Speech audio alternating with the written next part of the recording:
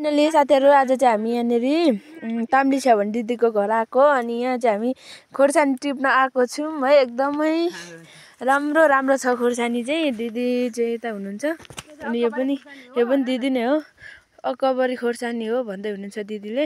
अनि कति धेरै छ साथीहरु, यहाँ अलि घाम लागेर नदेखेको रातै रातै पाकेको छ यतासम्म उतासम्म। अनि यहाँ चाहिँ यसरी टिप्नु पर्ने हुन्छ है साथीहरु। यसरी यसको फेरि जोगाउनु पर्छ नि साथीहरु। यो भाँच्छ भनेर फेरि गाह्रो पो छ त हौ।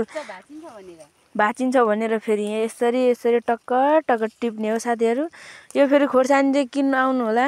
यहाँनेरि चाहिँ ताम्ली छ्या ना ताम्ली छ्या वडा नम्बर 2 भन्छ हैन, के भन्छ ना वडा नम्बर 2 ताम्ली छ्या। यहाँनेरि आउनु होला कृपया। म तपाईहरुलाई नम्बर पनि छोड्छु, हाम्रो दिदीले कल गर्न सक्नुहुन्छ। एकदमै यो खोर्सानी चाहिँ एक दिनमै